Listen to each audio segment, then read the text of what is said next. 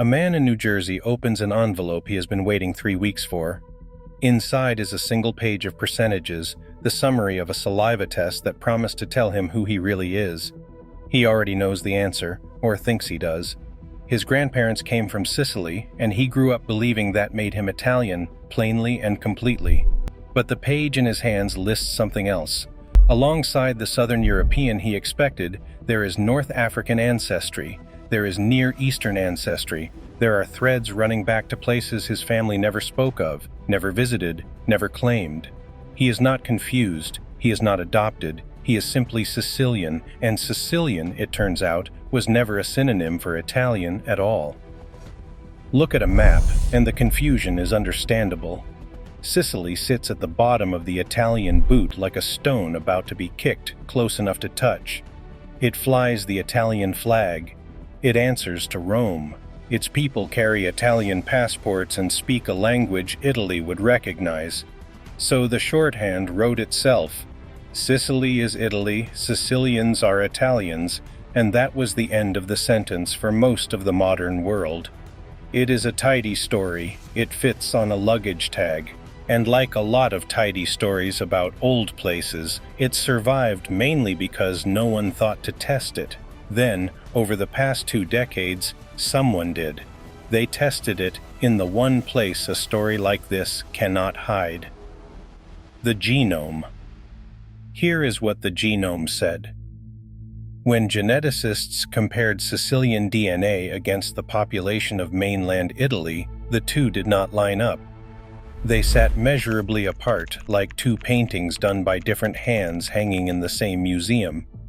The Sicilian sample carried layers the mainland simply did not. Geneticists call this admixture, a clinical word for something almost tender. It is the genetic record of separate peoples meeting, staying, and having children, until their bloodlines blur into one new thing that can never be fully pulled apart again. And the Sicilian mixture ran unusually deep. There was Greek in it, there was North African, there was a Near Eastern signal reaching back toward the old cities of the Levant, and later, a cooler thread from the far north of Europe. Now, DNA is honest but not precise. It can name the ingredients without naming the cook, and the exact percentages shift depending on which populations a test measures you against. What no swab can tell you is which ancestor crossed which sea or in what century they arrived. But the shape of the finding held again and again. Take 2 people who both call themselves Italian, one from Milan in the far north and one from a village in Sicily, and their results can read as though they were drawn from opposite halves of the map. The Sicilian was carrying the fingerprints of at least 4 different worlds.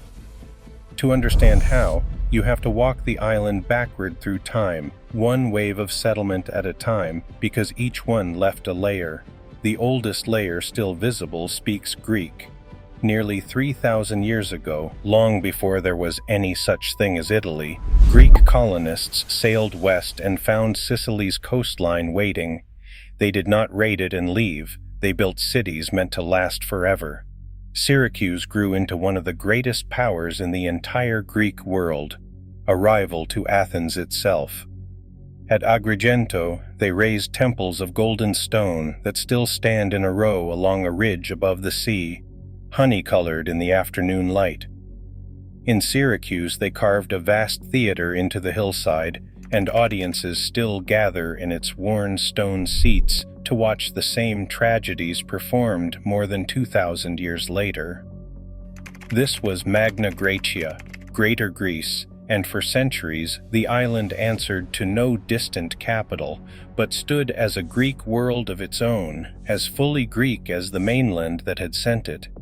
The colonists married, farmed, and buried their dead in Sicilian ground, folding their bloodline into the island for good. Long after their language faded, the Greek layer stayed exactly where they left it, in the soil and in the people. While the Greeks held the east of the island, another people were quietly taking the west. They came from the coast of North Africa, from the trading empire of Carthage near modern Tunis, and before that from the Phoenician cities of the Levant. These were the great seafarers of the ancient world, merchants who treated the whole Mediterranean as one marketplace. They planted their harbors along Sicily's western shore. On the little island of Motya, off Marsala, they built a walled trading town whose ruins still sit half in the water. Palermo itself, the island's future capital, began as one of their ports. For generations, western Sicily looked south toward Africa rather than north toward Europe. Its gods were Phoenician, its rhythms were Carthaginian, and its people, again, stayed and mixed. This is why a Sicilian today can open a DNA report and find North African ancestry sitting there plainly, older than any map that ever called the island Italian. The sea between Sicily and Africa never worked as a barrier. The traders of Carthage crossed it the way we cross a street. Then, in the 9th century, the island changed hands again, and this time the change went deep. Armies from North Africa crossed the water, and over decades of hard fighting, took Sicily piece by piece. What followed was more than 2 centuries of Arab rule, and the island did not merely endure it, it flourished. Under its Muslim rulers, Palermo swelled into one of the largest and most dazzling cities on earth, a place of gardens, fountains, libraries, and hundreds of mosques spoken of in the same breath as Cairo and Cordoba. Muslims, Christians, and Jews lived crowded together in its quarters, and travelers wrote home astonished at a city where a dozen faiths and tongues shared the same narrow streets. The newcomers rebuilt Sicilian farming from the ground up. They brought irrigation, and with it citrus, sugarcane, cotton, date palms, and much of what we still think of as the Sicilian kitchen. They brought words that live inside the Sicilian dialect to this day, and across those 200 years, they brought themselves. New families, new bloodlines, another layer settling quietly into the population until the Near Eastern and North African threads in Sicilian DNA were pulled tighter and deeper than ever before. And then, from the opposite end of Europe came the strangest conquerors of all, the Normans, descendants of Vikings who had settled in northern France, hard men in chainmail from the cold Atlantic edge of the continent, about as far from a Sicilian summer as a person could get.